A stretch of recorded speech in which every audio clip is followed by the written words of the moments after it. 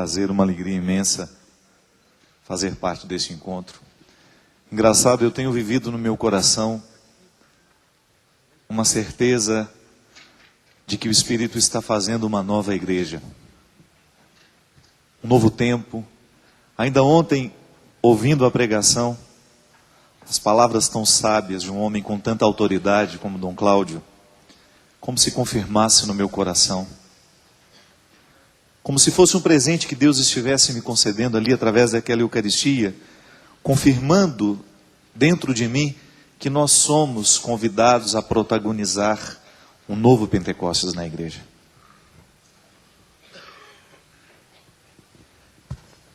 Protagonizar um novo povo, uma nova forma de viver o Evangelho, inaugurar uma nova maneira de ser discípulo, já que nós precisamos viver de acordo com as necessidades do nosso tempo. Não é verdade? Isso é uma questão de sabedoria. E às vezes o mundo pede tanto que a igreja avance, que a igreja seja moderna.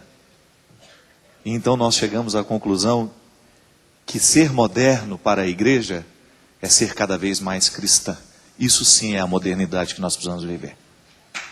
Esta sim é a mudança que nós precisamos alcançar.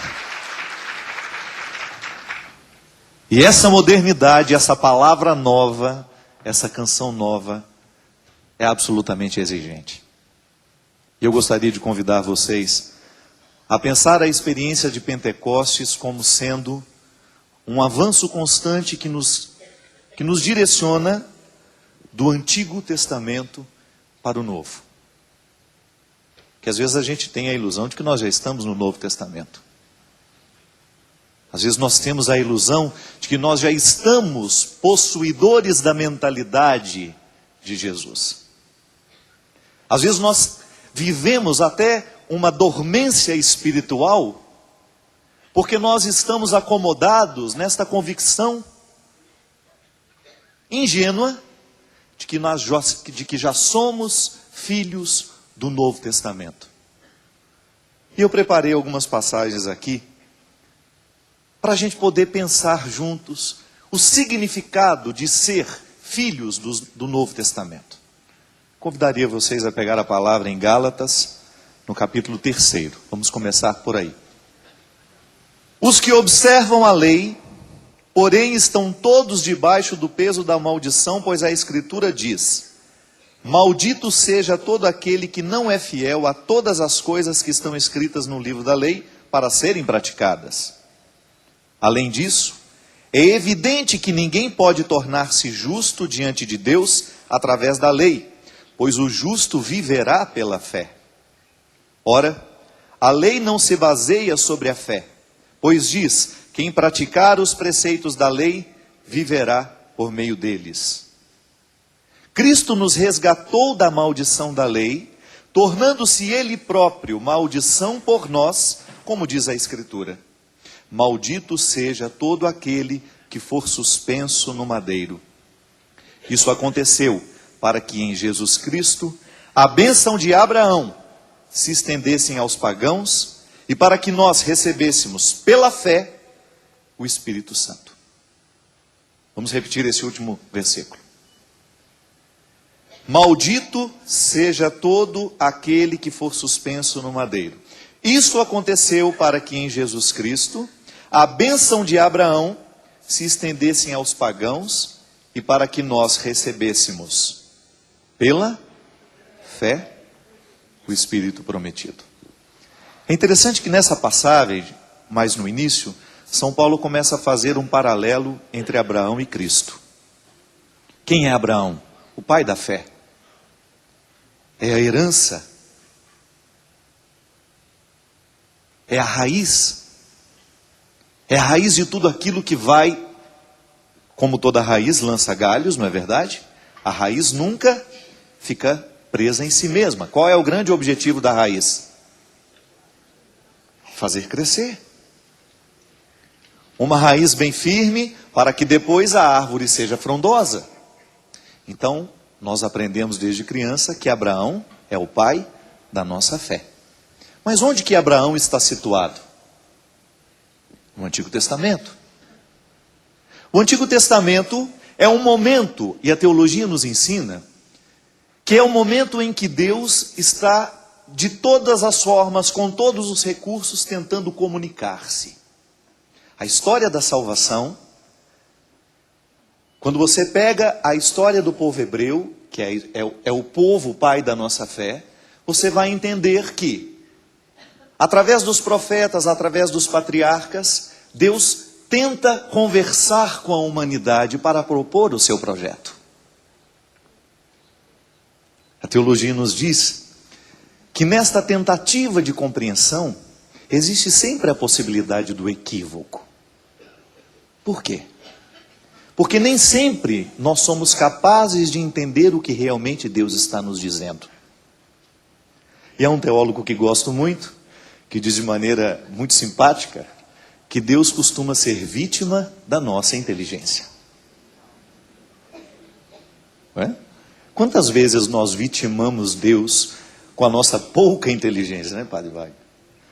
Quantas vezes nós vitimamos Deus, quantas vezes nós vitimamos os seus ensinamentos, porque nos falta clareza, capacidade de compreender o que Ele realmente está nos dizendo. E eu quis pegar esta palavra, porque para compreender justamente a ação do Espírito no coração da igreja, nos levando cada vez mais na direção de um novo tempo, de um novo testamento, de uma nova época, eu pego a experiência de Abraão com seu filho, que para mim é uma das passagens mais cruéis da Sagrada Escritura.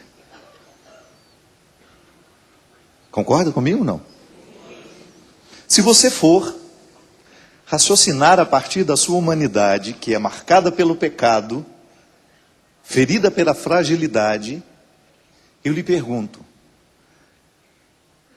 você seria capaz de pedir a alguém que matasse o seu próprio filho para lhe demonstrar fidelidade? Não.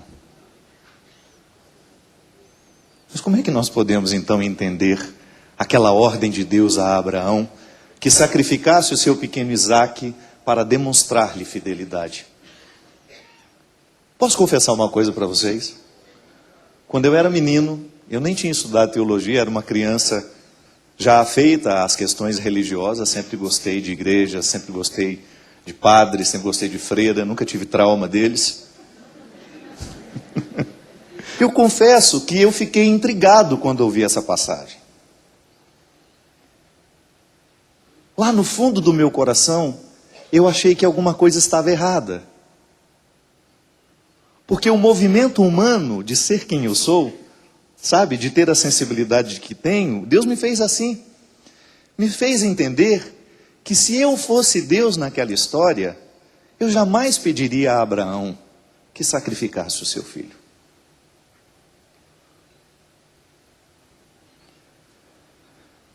Eu sou marcado pelo pecado, gente. É possível que eu peça coisas cruéis a alguém. É possível que a minha crueldade me faça ser muito cruel com alguém. Mas alguma coisa dentro do meu coração dizia que aquela palavra não estava dizendo exatamente aquilo que estava dizendo. E Deus me deu a graça de depois, quando estava estudando filosofia, teologia, ir avançando nos meus conhecimentos teológicos, na exegese, na Sagrada Escritura, até o dia em que eu caí de joelho diante de uma revelação que para mim santificou os meus dias e me retirou daquela visão cruel que eu tinha de Deus.